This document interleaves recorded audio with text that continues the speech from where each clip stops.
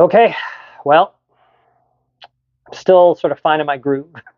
What these videos are what this whole channel is gonna be about, and it's not just gonna be me sitting in this room talking to my phone, but it'll be a lot because one of the goals I wanted was the lowest barrier to making and producing these videos. And a lot of the videos on my other channels were highly produced, like a lot of filming behind them, a lot of editing. Some of these videos were like an hour-long road trip video, and they were massive projects that took hours and hours and hours and hours to film and edit and produce and upload. And this channel was supposed to be quick and easy, just quick little video, throw it up, chat about something, get real, give my opinion, etc. So it'll be kind of a fair amount, maybe. I don't know though. I don't know where this channel's going, but for now, it's cold out. I'm not going outside. This is what's happening.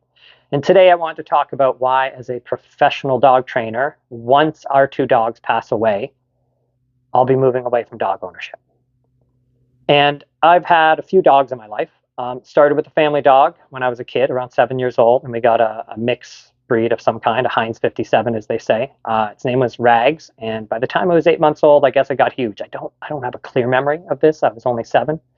But my parents said, whoopsie, didn't know what this dog was going to be, and he's too big, and they got rid of him. And I do remember it kind of breaking my heart. My mom will tell you a different story. She's going to tell you that she just offered me a toy, and I was like, okay, I'll just take a toy and bye, doggy.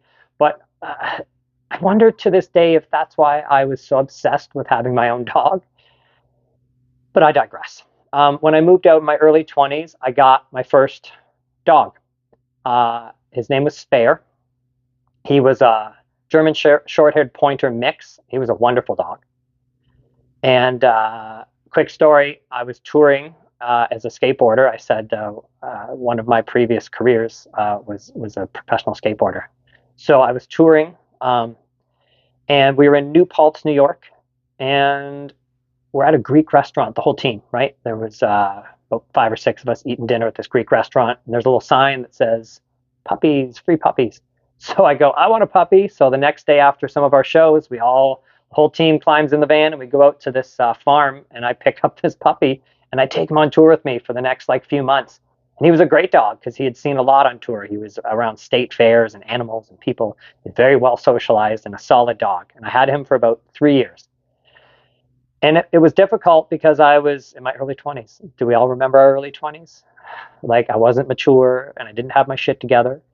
And I just wasn't doing a great job of owning him. I was too busy. And I met this nice couple, young couple, and they had a dog, and our dogs played together and they got along, and I decided to rehome Spare with them. And then there's, I don't know, 12, 13, 14-year gap where I don't have a dog anymore. And then I'm in a stable relationship, and my partner and I, we get a dog together. And it was a bulldog, and we named it Lola.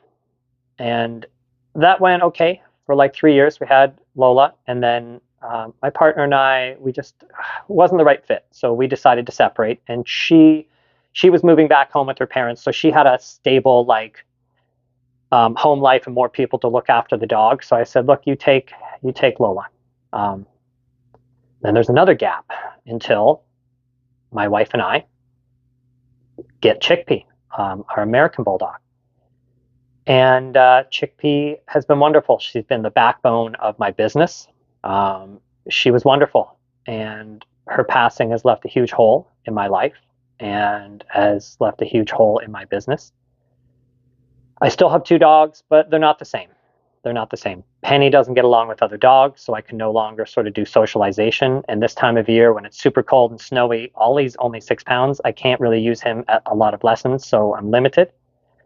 And Chickpea was the backbone of my business. So it's been difficult.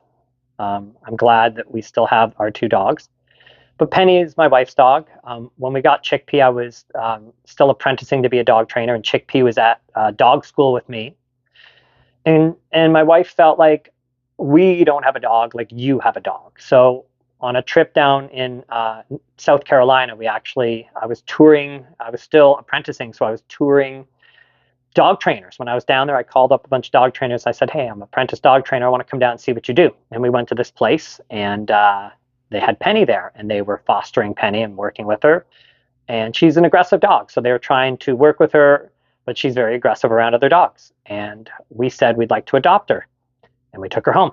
And we've made a lot of improvements, but she's never been a friendly dog with other dogs. She's great with people, but like at a lesson, I have to be careful, because if my client like loses focus and lets their dog come over, Penny's going to snap at their dog, and I can't have that as a trainer. So they're great dogs, but they're not great for my business, if that makes sense. I still need them in my business in some capacity, but they don't fit the bill that Chickpea fit. Let's say that. And when my wife and I do finally separate, Ollie's coming with me and Penny's going with her. And I'll be leaving dog ownership behind after Ollie, which is going to be very difficult because I've really enjoyed owning dogs. And I wanted to talk in this video about a few of the reasons why I'm not moving forward with dog ownership after our dogs pass away now. So, number one, I've seen a lot as a dog trainer. I've dealt with a lot of difficult dogs, very difficult dogs, and it's a crapshoot. You don't know what you're going to get. Even all my clients that get dogs as puppies, I've had a lot of these dogs that once they mature, they become a real handful. And some of these behaviors you can train out of the dog, and some of them you can mute, like you can suppress the behavior a little bit, but you can't get rid of it.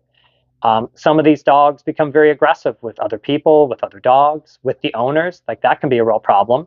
And people will say, well, dog must have been abused. That's nonsense. Like there are human beings that come out and become very aggressive as they get older, and they had a great home life, right? Serial killers that had nice family and then, came out wrong. And it's the same with dogs. You can nurture a dog, but some dogs just have an aggressive instinct, and that may come out when they become older. And we may be able to work with that, but it still may be a difficult dog to own. So you don't know what kind of dog you're going to get behavior-wise. Secondly, they're incredibly expensive. They can be. A lot of people get a dog, never take the dog to the vet. Dog lives to 14. You got lucky. Chickpea, our American Bulldog, 3 years ago, so before she passed away, 3 years ago, she had a spinal stroke. It's called an FCE, and that was around $8,000 to take her through rehab and get her well again. Took about 6 months, but she walked again. A year later, she tore her, it's like an ACL, but in a dog, it's called a CCL. And she tore that, and the surgery was another $8,000, and then a few months of rehab again. And then dementia, and the last 6 months of her life were lots of tests, very expensive to figure out what was going on, and she passed away. Our cattle dog, Penny, has been through 2 rounds of cancer treatment at about $4,500 each time. Ollie's been through a very bad illness that landed him in the vet hospital for a week and cost us around $4,000, and all 3 dogs have had dental surgeries. Flea and tick and heartworm medication is around, for 3 dogs, is around $800 twice a year for me. Dog food, dog bed, like you name it, right? And in the last 3 years alone, in total, we've spent around $30,000 on the dogs. And I'm going to be 52 this year. I'm going to be living on my own again as a single guy. And I'm thinking about my future, and that $30,000 could have gone into retirement savings, investments, right? And it's just evaporated. I mean, the joy we get out of the dogs is amazing, but that's still $30,000, and I can't afford that in the future. So there's an expense to dogs that I can no longer justify and afford on my own. So that's another issue. Maybe your dog has a bunch of health problems and becomes very expensive. So what I just explained, you could get a dog that's very healthy, or you could get a dog that starts to develop hip dysplasia early on, like you name it. Could be a whole slew of problems, and you picture dog ownership as running in the meadow throwing frisbees to your dog, and at 2 years old, your dog has bad hips and can't even walk properly, and now you got 12 years left with this dog, and they're not the dog you had hoped for. So that could happen too, right? We don't know. The number one cause of all dog problems that I've dealt with, the single cause of every dog problem is that we own dogs.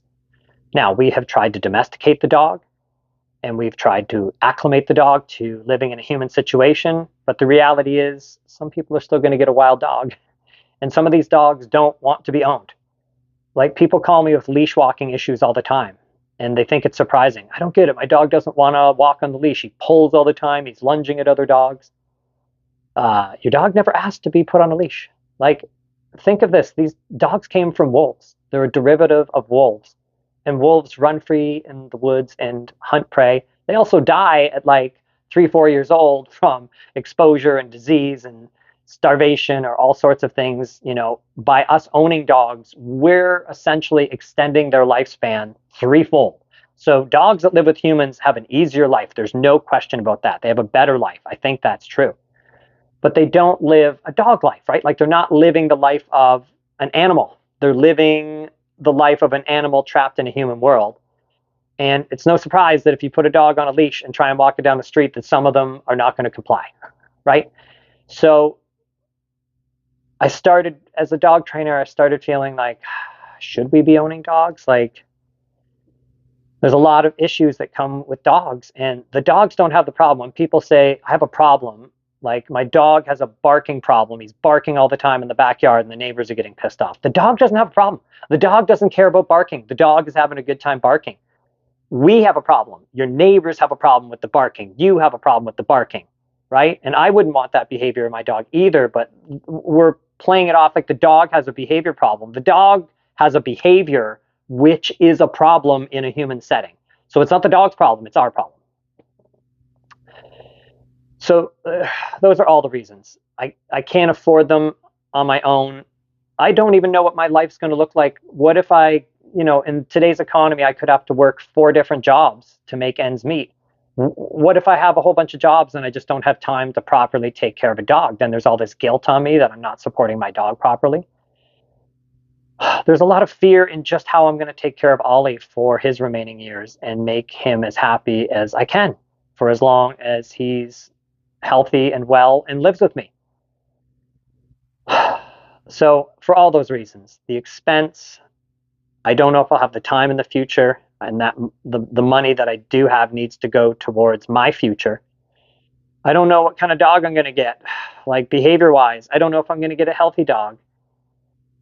And I just feel like it's time. I've seen a lot, as you can imagine. I've seen a lot of stuff as a dog trainer that 99% of the general population will never see. I've been attacked and sent to the hospital numerous times. I've got a number of scars and bites and nerve damage in my hand from bites. I've got a lot of problems from dealing with dogs. And for people that think dogs are all sweet, awesome, furry little creatures, a lot of them are, but a bunch of them aren't too. And I've served my time. I have helped many, many clients in their journey towards better dog ownership, and I have made the best lives for these 3 dogs that we've owned. But once they pass away, it's time for me to move on too. I think there's a reason why human beings at some point biologically can't have kids anymore, because you become too old to like raise kids. And I kind of feel almost the same thing. I've had my time with dogs. I've raised them. It's been wonderful, but now it's just time to move on. Anyway, that's my 2 cents as a dog owner, and also as somebody who's been a professional dog trainer for, well, just about a decade now, as to why I'm moving forward and leaving dog ownership behind. All right, that's it for this video. See you later.